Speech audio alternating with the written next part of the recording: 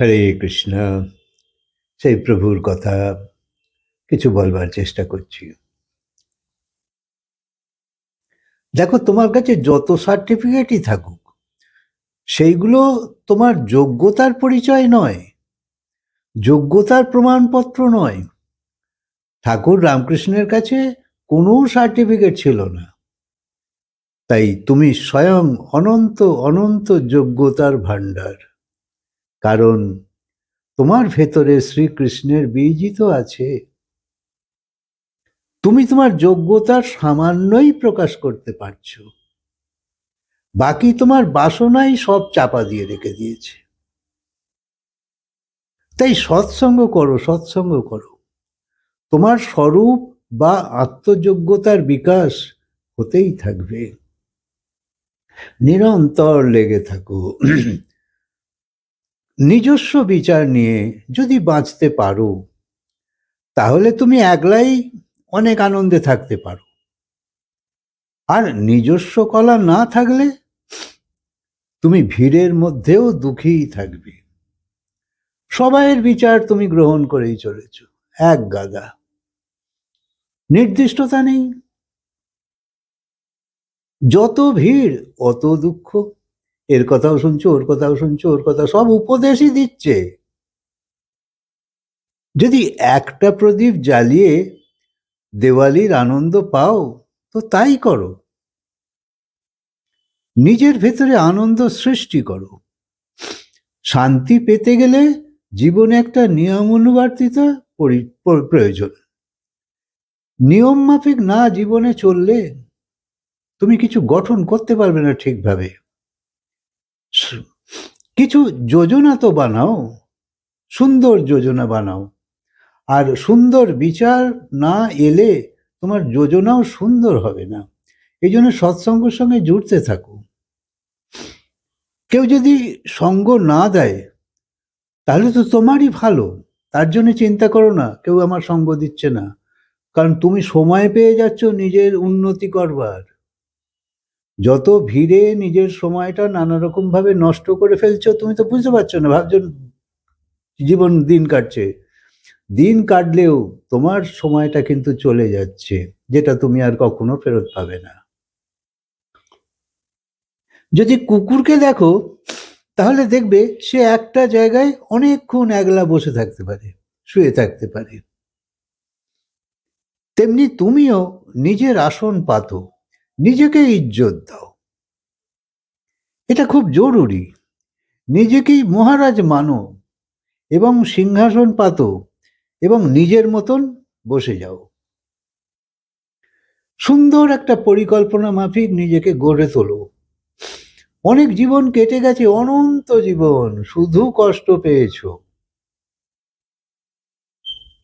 হীন দিন এই ভাব নিয়েই যদি তুমি থাকো, তাহলে এক তো কেউ তোমার মনের মতো হচ্ছে না, তার উপর নিজেকে নিজে ভালো যদি না বাসো, তাহলে কি করে হবে? তাই বুঝতে শেখো, তোমার মাহাত্ম্য বা তোমার গৌরবকে অপরে বুঝবে না। মানুষ নিজেই বড় হতে চায়, অপরকে বড় করতে পারে না। শুধু নিজেই জানবার চেষ্টা করো। তাই যেখানেই থাকো নিজের মতো থাকো, আনন্দে থাকো, সুখে থাকো। কখনো কিছু গরিবী এসে গেছে বা কখনো ধন প্রাপ্ত হয়েছে, চলতে থাকো, চলতে থাকো। এসব জীবনে আসা যাওয়া করে। নিজে ভাবো আমিও একটা মানুষ।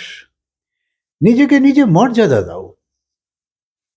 তোমার পবিত্রতা, শুদ্ধতাই তোমায় উঁচুতে উঠাবে। পবিত্র হতে হবে, শুদ্ধ হতে হবে। এটাই তোমার স্বরূপ। ভগবান বলেছে ঈশ্বর অংশ জীব, অবিনাশী, চেতন, সহজ, অমল, সুখরাশি। তুমি পবিত্র, তুমি সুন্দর, তুমি সুখরাশি। তোমার সম্পত্তি তোমাকে সেই যোগ্যতা দিতে পারবে না। সম্পত্তি নিয়ে চললে অহংকার প্রদর্শন আর আড়ম্বর প্রদর্শনেই তুমি মেতে থাকবে। অর্থাৎ তোমার শান্তিকে তোমার ভেতরে ধারণ করবার চেষ্টা করো। শান্তির বিচার আনতে হবে, এর জন্য একটা সঠিক ব্যবস্থা প্রয়োজন। আর এই সৎসঙ্গ তোমাকে ভিন্ন ভিন্ন সুন্দর সুন্দর বিচার দিতে থাকবে।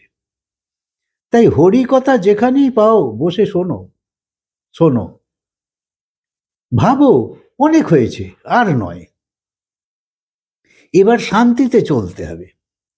এই ভিড়ে যতক্ষণ থাকবে তোমার জীবনও অস্তব্যস্ত থাকবে, কিছুই নিজে ঠিকভাবে হবে না। একজন অপরজনের সঙ্গে শুধু বদলা নিতেই তো থাকে, এ ওকে দেখাচ্ছে, ও ওকে দেখাচ্ছে। নিজের শক্তিকে নিজের কাজে লাগাতে থাকো, তবে উপকার পাবে। তো যদি তুমি এরম করো তবেই তো ধীরে ধীরে ধীরে ধীরে শান্তির পথে যাবে। তাই কখনো কিছু খটপট হয়ে গেলেও সচেতন থাকো এবং তাড়াতাড়ি শান্ত হয়ে যাও, সেখান থেকে সরে যাও। মৌনতা একটা বিশেষ গুণ। সপ্তাহে একদিন মৌন থাকা খুব ভালো। অন্তত দিনে 1 ঘন্টা মৌন থাকো এবং সেই সময়ে শুধু নিজের কথা ভাবো এবং নিজের উন্নতির পরিকল্পনা তৈরি করো। কল্পনা নয়, পরিকল্পনা। এরম যদি সাত্ত্বিক বিচার তোমার মধ্যে আসে তাহলে তুমি ব্যবস্থা বানাতে পারবে। আর ভাবো যে আমাকে একটা সুন্দর ব্যবস্থা বানাতেই হবে, জানবে না হলে কেউ তোমায় শুতেই দেবে না, খেতে দেবে না, থাকতে দেবে না, অর্থাৎ সুস্থভাবে, সুন্দরভাবে, নিজের মন মাফিক। সেই অবস্থাটা তুমি তোমার নিজের মধ্যে পাবে না। সংসারের দাসত্ব তো করেই চলেছ, প্রত্যেকের দাস হয়ে আছো তুমি। কোথায় তুমি মালিক?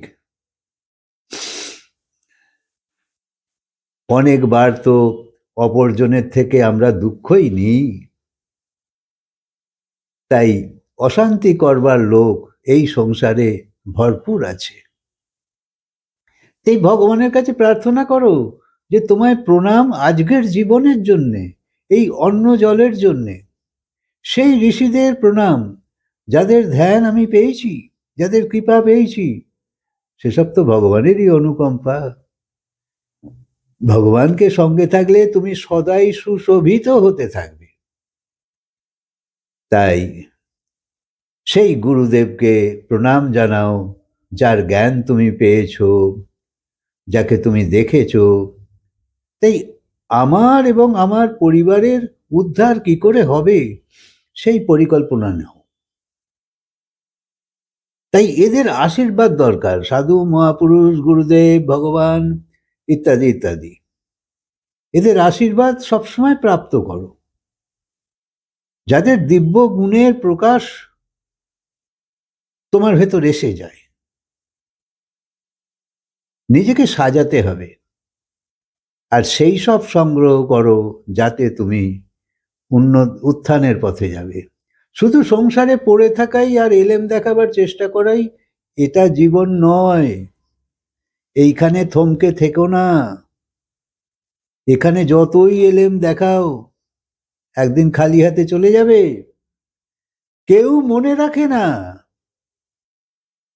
খালি ছবি করে রেখে দেবে। তাই শান্তি পাওয়া তোমার ভেতরের চাওয়া। তুমি তো আনন্দময় প্রভুর সন্তান। তাই ভগবানকেই বলো যে আমায় আনন্দিত করো, আমায় সতেজ সজীব করো।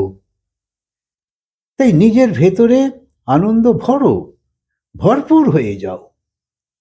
ব্রহ্মাণ্ড থেকে যে শক্তি আসছে তাকে ধরো। তাই একান্তে বসে সেইখানে মন লাগাও যেখানে অন্ধকার নেই। ভগবানই তো প্রকাশ রূপ, জ্ঞানপুঞ্জ। তাই সারা সংসারে তো অন্ধকারই অন্ধকার, মায়ার সংসার। সারা দুনিয়া যেন শুয়ে পড়েছে এরকম ভাবো, ভেবে নিজেকে একাগ্র করো, অনুভব করো যে আমি ভগবানের সঙ্গ করছি। জীবনে খুব বিচারকে না আনলে, সুন্দর বিচার না আনতে পারলে তুমি কিছু পাবে না। চাওয়া তো তোমার আছেই, জীবন ভোর কোনো না কোনো চাওয়া তোমার লেগেই আছে।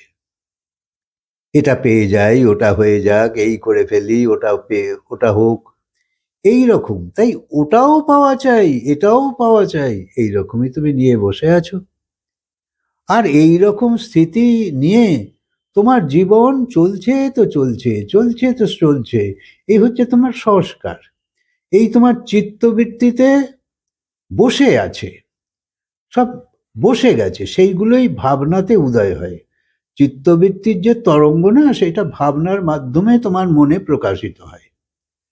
সেই জন্য সেই চিত্তবৃত্তিকে যদি একটুখানি বুঝে ফেলো যে আমার এরম এরম স্বভাব, আমার এরম এরম চাওয়া, তাহলে তুমি বদলাতে পারবে। তাই এমনকি মরবার সময়ও তোমার এই পেছনের স্থিতি, অর্থাৎ পূর্ব যে বিচার তোমার ছিল, সেইগুলো তোমার পেছু ছাড়ে না। তাই কামনা চলতেই থাকে, চলতেই থাকে, আর আয়ু কমতেই থাকে, কমতেই থাকে। বিড়ম্বনা এই যে সংসার এবং সংসারের বস্তু পাওয়ার কামনা কম না হয়ে বেড়েই চলেছে। কামনা কমছে না, বয়স হয়ে যাচ্ছে, বয়স হয়ে যাচ্ছে বলে কি কামনা কমছে? না, আরো নতুন নতুন কামনা এসে জুড়ে যাচ্ছে। তাই এরকম হওয়াই তো উচিত ছিল যে যেমন যেমন বয়স বাড়ছে অতই আয়ু কমছে, তো কামনাও তো কম হওয়া উচিত। কারণ যে চক্র চলছে তা সংসারেরই তো কামনা। তাই অশান্তি তো অন্য কিছু থেকে আসে না, কেবল তোমার কামনার পরিণাম। তাই আমরা বলি যে কামনাই সব কিছুর মূলে আছে। আর এই কামনা থেকেই লোভ উৎপন্ন হয়, ক্রোধও উৎপন্ন হয়। কামনা পূর্ণ হলে লোভ আসতে থাকবে, আরো বাড়তে থাকবে, আর কামনা পূর্ণ না হলে ক্রোধ আসবে। তাই যদি কামনাকে সংযত করতে থাকো, এই দুটো সংযত হতে থাকবে। তাই কামনার পরিণাম সর্বদাই অশান্তিকর। কামনা পূরণ না হলে এই অবস্থা, নিরাশা, হতাশা এসে যাবে, যেরাম আমি চাইছিলাম হচ্ছে না। কিন্তু কামনা পূরণ তোমার হাতে তো নেই, তোমারও তো একটা ভাগ্য আছে, তোমারও তো একটা জীবন লেখা আছে, সেখানে যা পাওনা আছে তাই তো তুমি পাবে।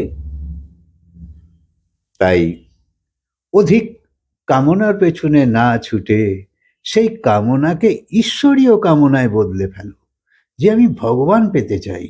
আর সেই কামনাকে খুব দৃঢ় করো, মজবুত করো, খুব বাড়াও, তাহলে তোমার লাভই লাভ, না হলে ঠকে যাবে। হরে কৃষ্ণ। কথাকে আজকে বিরাম দিই, আবার বলবো।